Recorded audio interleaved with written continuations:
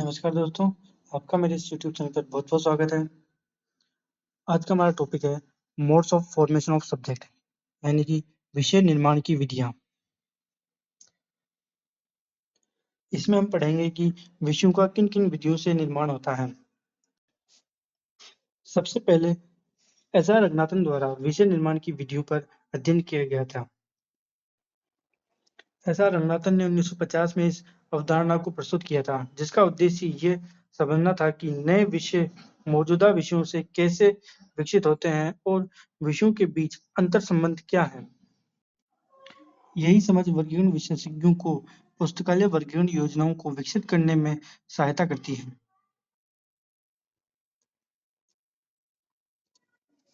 SR. Ranganathan ने सर्वप्रथम 1950 में 4 modes of formation of subject बताए थे। पहला था लूज असेंबलेज यानी शिथिल समुच्चय।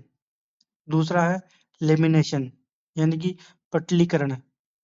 तीसरा है डिसेक्शन यानी विच्छेदन और चौथा है डेनुडेशन यानी अनाच्छादन। ये 1950 में रंगनाथन ने 4 मोड्स ऑफ फॉर्मेशन बताए थे। फिर रंगनाथन ने 1960 में पुनः 2 पद्धतियां जोड़ी। पहली थी डिस्टिलेशन यानी आसवन और दूसरी थी फ्यूजन यानी कि विलय।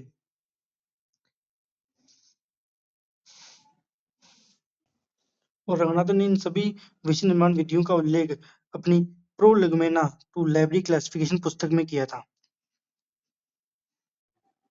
रंगनाथन ने इन modes of formation of subject का पहली बार प्रयोग कॉलोनी क्लासिफिकेशन में किया था। आगे में बहुत महत्वपूर्ण बात देखते थे।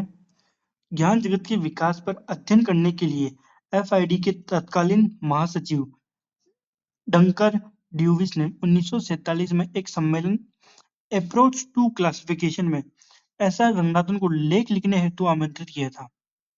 उसी के बाद ही modes of formation of subject का निर्माण शुरू हुआ। रंगनाथन ने modes of formation of subject का निर्माण 1950 में किया था।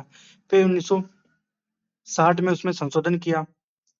फिर उसके बाद 1972 में एस.आर. रंगनाथन की मृत्यु हो जाती है।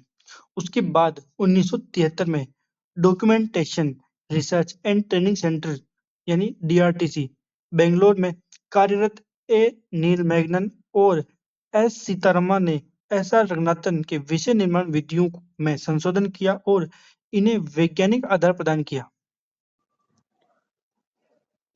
इन्होंने 7 प्रकार के modes of formation of subject बताए। पहला था फिजन यानी विखंडन। इन्होंने फिजन के भी 2 भाग बताए, डिसेक्शन यानी विच्छेदन और डेनुडेशन यानी अनाच्छादन। इन्होंने दूसरा बताया फ्यूजन यानी विलयन और तीसरा बताया इन्होंने डिस्टिलेशन यानी आसवन विधि और चौथा बताया एग्लोमरेशन यानी संचयन। पांचवा है क्लस्टरिंग यानी समूहन और छठा है लेमिनेशन यानी पटलीकरण। इसके भी इन्होंने 2 भाग बताए, लेमिनेशन 1 और लेमिनेशन 2 और सातवां है लूज असेंबलेज यानी शिथिल समुच्चय। इसके इन्होंने 3 भाग बताए, लूज असेंबलेज 1, लूज असेंबलेज 2 और लूज असेंबलेज 3। तो आज हम इन सातों विधियों के बारे में पढ़ेंगे। तो हम शुरू करते हैं। पहला लूज असेंबलेज के बारे में यानी शिथिल समुच्चय के बारे में। इसमें 2 या 2 से अधिक विषयों या विचारों या पहलुओं को आपस में जोड़कर एक जटिल विषय बनाया जाता है। इसमें 2 कम से कम 2 तो होने ही चाहिए। 2 विषय या फिर विचार या फिर पहलू को आपस में जब जुड़ जाते हैं वो, तो जटिल विषय का निर्माण होता है। इसमें 2 या 2 से अधिक बेसिक या कंपाउंड सब्जेक्ट का मिलन होता है। तो इसमें बेसिक सब्जेक्ट का भी मिलन हो सकता है, 2 बेसिक सब्जेक्ट का या फिर 2 कंपाउंड सब्जेक्ट का भी मिलन हो सकता है। जब इन बेसिक सब्जेक्ट या कंपाउंड सब्जेक्ट का मिलन होता है, यही जो मिलन होता है ना, ये इनके मध्य संबंधों को दर्शाता है।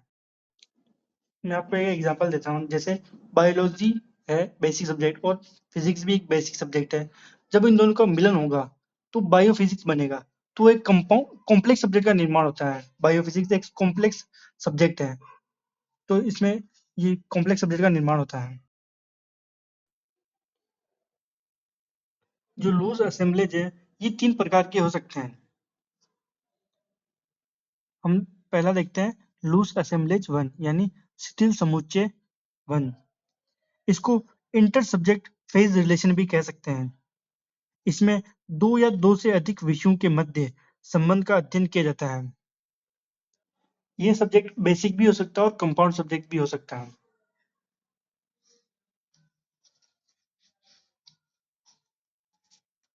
आगे देखते हैं, ये संबंध ही इंटर सब्जेक्ट फेज रिलेशन कहलाता है। जो ये इसमें लूज असेंबलेज में जो संबंध बनता है दो या दो से अधिक विषयों के मध्य, वही संबंध सब इंटर सब्जेक्ट फेज रिलेशन कहलाता है।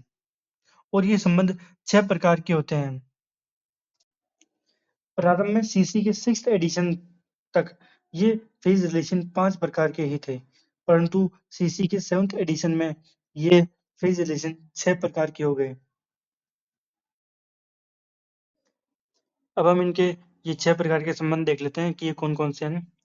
पहला है जनरल यानी सामान्य, दूसरा है बायस यानी झुकाव, तीसरा है कंपैरिजन यानी तुलना, चौथा है डिफरेंस यानी अंतर, पांचवा है इन्फ्लुएंस यानी प्रभाव।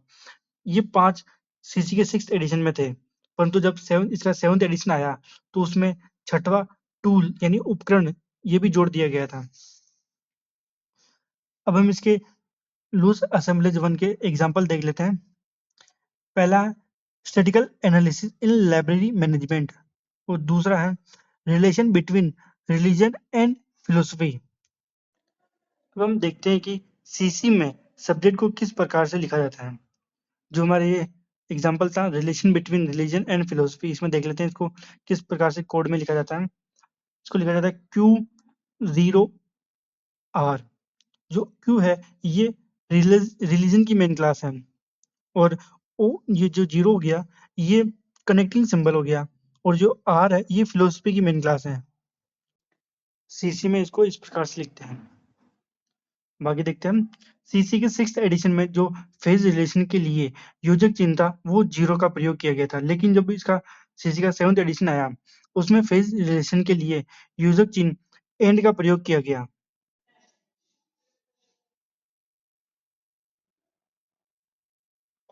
अब हम आगे लूज असेंबलेज काइंड 2 के बारे में देख लेते हैं।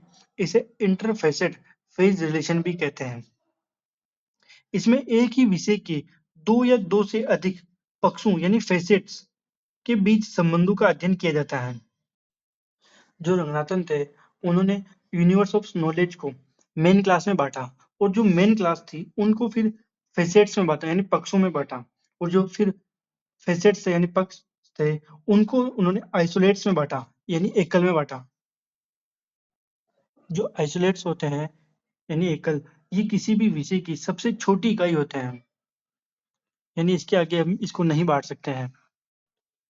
ये जो लूज असेंबलेज 2 है इसमें एक ही विषय के दो या दो से अधिक पक्ष यानी फेसेट्स के जो बीच संबंध होता है उसका अध्ययन किया जाता है और इसमें 6 प्रकार के संबंध होते हैं। लूज असेंबलेज 1 में भी 6 प्रकार के संबंध है और इसमें भी 6 प्रकार के संबंध हैं। इसके एग्जाम्पल देख लेते हैं हम। Comparative study of Buddhism and Jainism और दूसरा एग्जाम्पल है difference between gold and paper currencies. जो हमारा पहला एग्जाम्पल है comparative study of Buddhism and Jainism, इसमें ये रिलीजन की दो क्लास होगी, बुद्धिज्म और जैनिज्म। ये दोनों उसके दो पक्ष हो गए, जैनिज्म और बुद्धिज्म। और जो दूसरा एग्जाम्पल है हमारा difference between gold and paper currencies, ये भी हमारे इकोनॉमिक क्लास के दो फेसेट्स हो गए। अब हम तीसरा देखते हैं लूज असेंबलेज काइंड 3। इसको हम इंट्रा अराई फेज रिलेशन कह सकते हैं। इसमें किसी विषय के एक ही पक्ष के दो या दो से अधिक आइसोलेट में अराई के मध्य संबंधों का अध्ययन किया जाता है। जो रंगनाथन थे उन्होंने यूनिवर्स ऑफ नॉलेज को मेन क्लास में बांटा, फिर मेन क्लास को फेसेट्स में बांटा और फेसेट्स को उन्होंने आइसोलेट्स में बांटा और उन्हें आइसोलेट में ही उन्होंने अराई और चेन में बांट रखा है। जो आइसोलेट है उनको अराई और चेन में बांट रखा है। तो जो जो लूज असेंबलेज काइंड 3 है इसमें एक ही पक्ष की दो या दो से अधिक आइसोलेट के अराय में जो संबंध होते हैं उनका अध्ययन किया जाता है। इसमें भी 6 प्रकार के संबंध होते हैं। इसके एग्जाम्पल है comparison of rural and urban life. दूसरा एग्जाम्पल है relation between first and the second house of the Indian parliament. अब हम विषय निर्माण की दूसरी विधि लेमिनेशन के बारे में देखते हैं। लेमिनेशन शब्द की उत्पत्ति लैटिन भाषा की लेमिनी से हुई थी, जिसका अर्थ होता है पतली परत।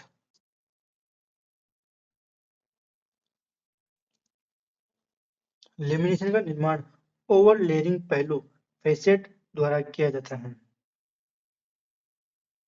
रघुनाथन के अनुसार जब मूल परत एक मूल विषय है और अन्य परतें अलग अलग विचार हैं तो एक मिश्रित विषय बनता है।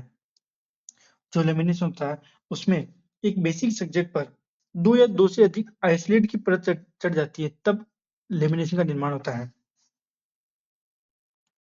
विषय निर्माण की इस पद्धति में एक या अधिक एकल पक्ष या मुख्य वर्ग को दूसरे एकल पक्ष या मुख्य वर्ग पर परत चढ़ाकर नए मिश्रित विषय का निर्माण किया जाता है। मिश्रित विषय यानी कंपाउंड सब्जेक्ट का निर्माण किया जाता है इसमें। तो लेमिनेशन से किस प्रकार के विषय का निर्माण होता है? कंपाउंड सब्जेक्ट का निर्माण होता है। अब आगे देखते हैं। लेमिनेशन दो प्रकार का होता है। पहला होता है लेमिनेशन 1 और लेमिनेशन 2। अब हम देखते हैं लेमिनेशन 1 के बारे में। इसमें बेसिक सब्जेक्ट पर दो या दो से अधिक आइसोलेट की परत यानी लेयर चढ़ती है, जिससे कंपाउंड सब्जेक्ट का निर्माण होता है। कोई बेसिक सब्जेक्ट होता है, उस पर दो या दो से अधिक विचारों यानी आइसोलेट की परत चढ़ती है ना, तब जाकर कंपाउंड सब्जेक्ट का निर्माण होता है, जिसको लेमिनेशन बोलते हैं। इसके एग्जांपल देख लेते हैं। Anatomy of human body. तो यहाँ पर ह्यूमन बॉडी तो मेन क्लास होगी, उसमें एनाटॉमी की परत चढ़ गई। दूसरा एग्जांपल है ट्रीटमेंट ऑफ प्लांट डिजीज। तो इसमें प्लांट डिजीज तो मेन क्लास होगी और उसमें उसकी लेयर होगी ट्रीटमेंट। तीसरा एग्जांपल हमारा classification of periodicals in university library. अब हम आगे देखते हैं लेमिनेशन 2 के बारे में। इसमें दो या दो से अधिक आइसोलेट या बेसिक सब्जेक्ट किसी प्राथमिक विषय पर परत चढ़ाते हैं, जिससे एनबीएस यानी नॉन प्राइमरी बेसिक सब्जेक्ट या फिर कंपाउंड सब्जेक्ट का निर्माण होता है। मैंने आपको टाइप्स ऑफ सब्जेक्ट में प्राइमरी सब्जेक्ट और नॉन प्राइमरी बेसिक सब्जेक्ट के बारे में बताया था। तो लेमिनेशन 2 में दो या दो से अधिक आइसोलेट या फिर बेसिक सब्जेक्ट किसी प्राइमरी विषय पर परत चढ़ाते हैं, जिससे नॉन प्राइमरी बेसिक सब्जेक्ट या फिर कंपाउंड सब्जेक्ट का निर्माण होता है। इसके एग्जाम्पल है आयुर्वेदा सिस्टम इन मेडिसिन। तो इसमें मेडिसिन तो प्राइमरी बेसिक सब्जेक्ट हो गया ना, उसमें आयुर्वेदा एक आइसोलेट हो गया, वो मेडिसिन पर परत चढ़ा रहा है। इसका दूसरा एग्जाम्पल है मैग्नेटिज्म इन क्वांटम फिजिक्स। अब हम विषय निर्माण की तीसरी विधि के बारे में देख लेते हैं, जो कि है फिजन। इसका मतलब होता है विखंडन। फिजन में एक बेसिक सब्जेक्ट का अलग अलग भागों में विभाजन हो जाता है, जिससे एक नए विषय का निर्माण होता है। देखते हम फिजन विभाजन या भागों में टूटने की एक प्रक्रिया है। इस प्रक्रिया में एक बेसिक सब्जेक्ट को छोटे अधीनस्थ या खंडित भागों में विभाजित किया जाता है, जिससे नए या अधिक विशिष्ट विषय बनते हैं। इस प्रक्रिया को दो भागों में बांटा जाता है। जो फिजन की प्रक्रिया है तो इसमें दो तरह से विभाजन होता है। एक तो होता है डिसेक्शन और एक होता है डेनुडेशन। तो हम पहले डिसेक्शन के बारे में पढ़ लेते हैं। इसमें एक मुख्य विषय को उसके विभिन्न पहलुओं या उप विषयों में तोड़ा या अलग किया जाता है, ताकि एक नया या अधिक विस्तृत और विशिष्ट विषय बन सके। इसमें पहले जो मुख्य विषय होता है उसको 2 या अधिक भागों में तोड़ा जाता है। फिर जो वो विषय आते हैं निकल के, उन विषयों को भी आगे 2 या अधिक भागों में तोड़ा जाता है। फिर उन 2 विषयों को भी आगे अलग भागों में तोड़ा जाता है। तो इस तरह से ये एक प्रक्रिया के रूप में कार्य करता है। इसमें किसी मुख्य वर्ग या एकल को समकक्ष श्रेणी में विभक्त किया जाता है। जैसे मान लो फिलॉसफी हो गया, उसको लॉजिक और मेटाफिजिक्स और एथिक्स में बाँटा गया। फिर लॉजिक, मेटाफिजिक्स और एथिक्स को अलग-अलग भागों में बाँटा जाए, इस तरह से। इस प्रक्रिया से नए विषय का निर्माण होता है। अब हम देखते हैं कि एस.आर. रंगनाथन ने डिससेक्शन को कैसे परिभाषित किया है। Dissection is cutting a universe of entities into parts of coordinate status. इसका मतलब है डिससेक्शन एक ऐसी प्रक्रिया है जो संस्थाओं के एक पूरे ब्रह्मांड को उसके समान स्तर यानी कोऑर्डिनेट स्टेटस वाले विभिन्न भागों में विभाजित करती है। अब हम इसके कुछ एग्जांपल देख लेते हैं। पहला एग्जांपल है, फिलोसफी को लॉजिक, मेटाफिजिक्स और एथिक्स में बांटा गया है। तो जिस लॉजिक अपना फिलोसफी हो गया, वो एक मेन क्लास हो गई। तो फिलोसफी को आगे 3 उपभागों में बांटा गया है, लॉजिक, मैथमेटिक्स और एथिक्स को। नेक्स्ट एग्जांपल है बायोलॉजी। बायोलॉजी को आगे 2 भागों में बांटा गया है, बॉटनी और जूलॉजी को। अब हम फ्यूजन का दूसरा भाग देख लेते हैं, डेनोटेशन। इसमें मुख्य वर्ग या एकल को परत दर परत विभक्त किया जाता है। जिस तरह से हम प्याज को छीलते हैं तो उसमें नई-नई परतें निकलती हैं, उसी तरह इसमें मुख्य वर्ग को परत दर परत विभक्त किया जाता है। ऐसा रंगनाथन के अनुसार denudation is progressive decrease of extension and increase of intention or with a basic subject or isolate idea. इसका मतलब डेनुडेशन एक ऐसी प्रक्रिया है जिसमें किसी मूल विषय या पृथक विचारों के विस्तार में उत्तरोत्तर कमी और उसकी गहनता में साथ-साथ वृद्धि होती है। जैसे हम प्याज छीलते हैं उसमें एक-एक परत को हम हटाते हैं, उसी तरह डेनुडेशन में जो मेन क्लास होती है उसको अलग-अलग परतों में बाँटा जाता है, जिससे एक नए विषय का निर्माण होता है। जैसे अभी वर्ल्ड हो गया, उसको एशिया में बाँटा, फिर उसको इंडिया में बाँटा और फिर इंडिया को भी राजस्थान अलग-अलग स्टेटों में बाँटा ना, तो उस तरह से इसमें बाँटा गया है। एक एग्ज़ाम्पल तो हमने देख ही लिया है, अब हम और एग्ज़ाम्पल देखते हैं। फिलॉसफी है, उसको मेटाफिज़िक्स में बाँटा गया, फिर जो मेटाफिज़िक्स है, उसको भी ओंटोलॉजी में बाँटा गया है। इस तरह से जैसे हम प्याज छीलते हैं तो अलग बाटा एक परत आए, उसके बाद दूसरी परत आई, तो इसमें भी पहले फिलॉसफी आई मेन क्लास, फिर उसको उसकी एक परत आई मेटाफिजिक्स, फिर मेटाफिजिक्स की भी बाद में एक और परत आई ओंटोलॉजी। तो इस तरह से डेनोटेशन में मेन क्लास को बांटा जाता है। अब हमारे विषय निर्माण की चौथी विधि के बारे में देख लेते हैं, जो कि है फ्यूजन यानी विलयन। जब 2 या 2 से अधिक प्राइमरी बेसिक सब्जेक्ट को इस तरह से एक साथ मिला दिया जाता है कि उनमें से प्रत्येक अपनी विशिष्टता खो देता है, जिससे एक नए स्वतंत्र और जटिल विषय का निर्माण होता है। जब 2 या 2 से अधिक प्राइमरी बेसिक सब्जेक्ट होते हैं, उनको आपस में मिला दिया जाता है, जिससे क्या होता है वो अपनी जो विशेषता उनकी खूबियाँ होती हैं, उनको तो वो खो देते हैं।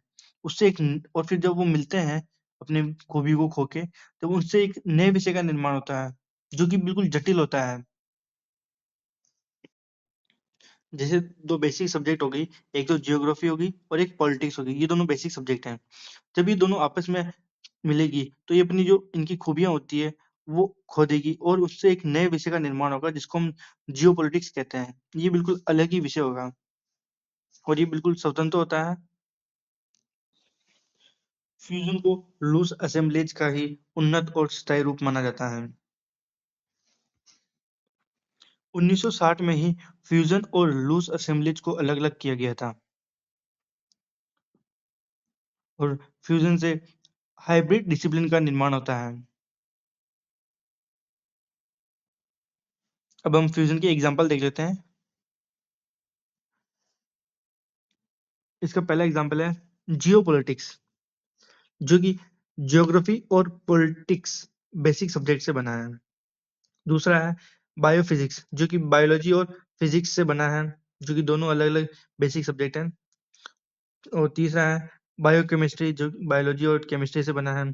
चौथा है एस्ट्रोकेमिस्ट्री और पांचवा है एस्ट्रोफिजिक्स। अब हम विषय निर्माण की पांचवी विधि के बारे में देख लेते हैं, जो कि है डिस्टिलेशन यानी आसवन विधि। आसवन विधि शुद्ध पदार्थ प्राप्त करने की एक प्रक्रिया है। इसमें विषय निर्माण पद्धति में शुद्ध विषय यानी प्योर सब्जेक्ट का निर्माण होता है, जिससे प्राइमरी बेसिक सब्जेक्ट के रूप में जाना जाता है। जैसे कोई गंदा पानी हो गया, हम उसे छानेंगे जिससे हमारा एक शुद्ध पानी प्राप्त होगा। उस उसी तरह हम जब विषयों को छाटेंगे तो अब हमें बिल्कुल एक शुद्ध विषय प्राप्त होगा, जिसे हम प्राइमरी बेसिक सब्जेक्ट भी कहते हैं। डिस्टिलेशन को multi hybrid with common methodology भी कहते हैं। हिंदी में इसे सामान्य कार्यप्रणाली वाला बहुसंकर भी कहते हैं। डिस्टिलेशन को दो भागों में बांटा जाता है। पहला है डिस्टिलेशन काइंड 1 और डिस्टिलेशन काइंड 2। तो हम पहला पढ़ते हैं डिस्टिलेशन काइंड 1। इसे डिस्टिल्ड आउट ऑफ प्रैक्टिस भी कहते हैं।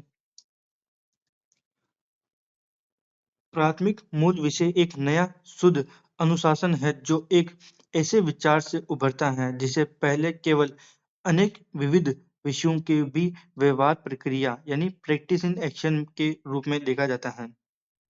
इसमें ऐसे विषयों को शामिल किया जाता है जो बहुत पहले से ही अन्य विषयों में प्रयोग किए जा रहे हों, व्यवहारिक रूप से प्रयोग किए जा रहे हों। जैसे मैनेजमेंट हो गया, ये हर एक विषय में पहले से ही बहुत पहले से ही प्रयोग किया जा रहा है। इसी तरह इसमें ऐसे विषयों को ही रखा जाता है जो बहुत पहले से ही व्यवहारिक प्रक्रिया के रूप में उपयोग किए जा रहे हों। अब हम इसके एग्जाम्पल देख लेते हैं। पहला है मैनेजमेंट। मैनेजमेंट हर एक फील्ड में यूज किया जाता है, जैसे लाइब्रेरी साइंस में हो गया, मैनेजमेंट हो गया उसमें, तो उस तरह से ही ये हर एक विषय में प्रयोग किया जाता है। उसके बाद है रिसर्च मेथोडोलॉजी, ये भी हर एक विषय में उपयोग किया जाता है। Information science, system studies, system analysis, ये ऐसे विषय हैं जो हर एक फील्ड में यूज किए जाते हैं। अब हम डिस्टिलेशन के दूसरे भाग को देख लेते हैं, जो कि है डिस्टिलेशन काइंड 2। इसे डिस्टिल्ड आउट ऑफ डिसिप्लिन्स भी कह सकते हैं। यह विषय निर्माण की एक ऐसी विधि है जहां एक विशिष्ट या एकल मौजूदा मूल विषय से एक नया केंद्रीय अनुशासन उभरता है, जो कि प्राथमिक मूल विषय होता है। यह पहले से ही स्थापित बेसिक सब्जेक्ट के भीतर अध्ययन के एक अलग क्षेत्र में परिपक्व हो जाता है।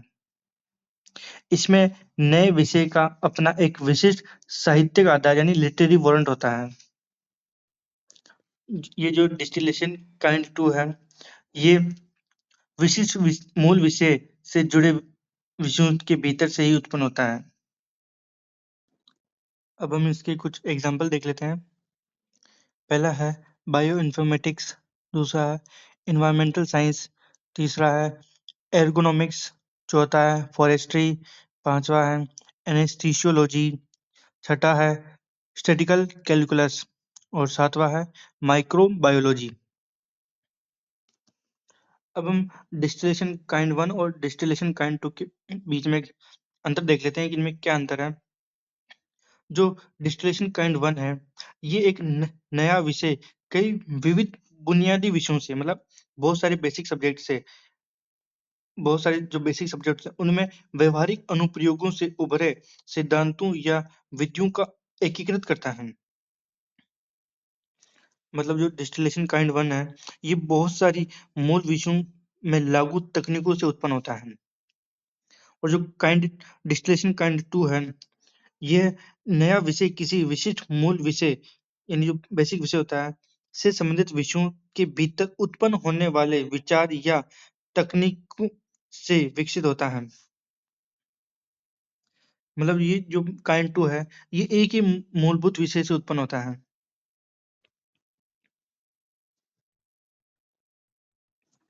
अब हम विषय निर्माण की छठी विधि के बारे में देख लेते हैं, जो कि है क्लस्टरिंग यानी समूहन। इसे रंगनाथन ने सब्जेक्ट बंडल भी कहा है। क्लस्टरिंग में कई विषय आपस में गुच्छे की तरह जुड़े तो होते हैं, परंतु वो आपस में अलग भी होते हैं।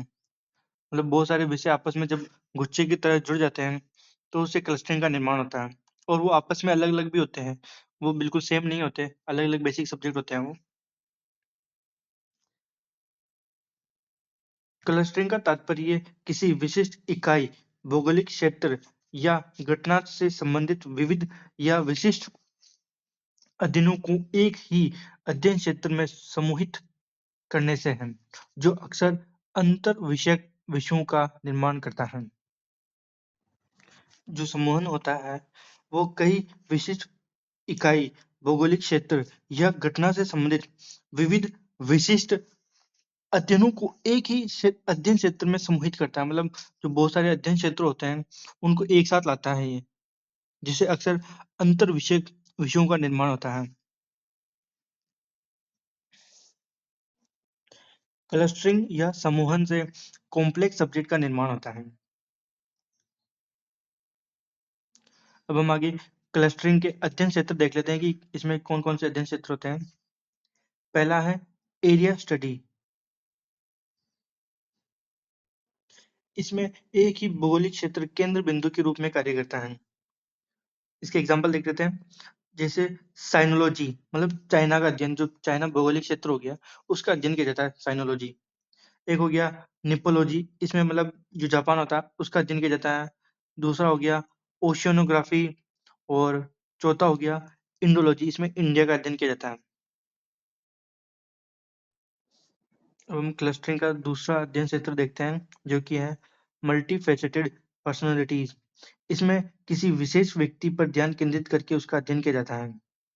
इसके एग्जाम्पल है गांधीयाना, इसमें गांधी जी के पर अध्ययन किया जाता है। और फिर है दूसरा है नेहरूयाना, यानी इस पर नेहरू जी का अध्ययन किया जाता है।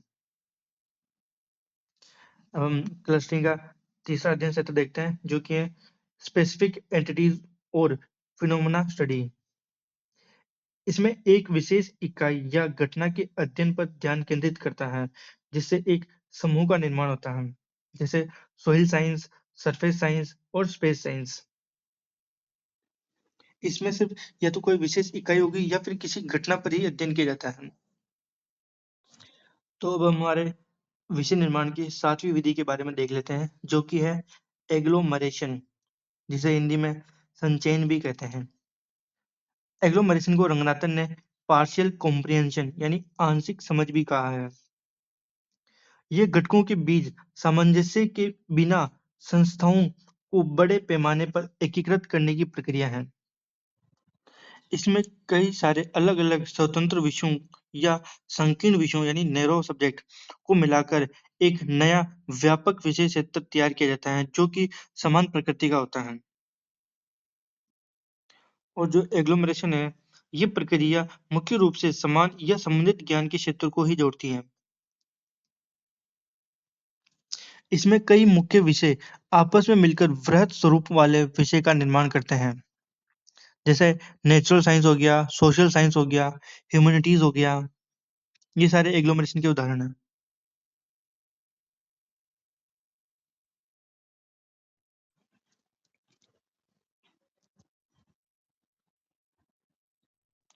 तो आज हमने विषय निर्माण की विधियों के बारे में बिल्कुल अच्छे से पढ़ लिया है। पूरा डीप में पढ़ा हमने। इसमें इससे बार आपका एग्जाम में एक भी क्वेश्चन नहीं जाएगा। तो आप इस वीडियो को लाइक करना, कमेंट करना कि आपको ये वीडियो कैसी लगी, और शेयर करना अपने दोस्तों के साथ जो कि लाइब्रेरियन बनने का सपना देख रहे हो। तो फिर मिलते हैं नेक्स्ट क्लास में नेक्स्ट टॉपिक के साथ। जब तक के लिए धन्यवाद।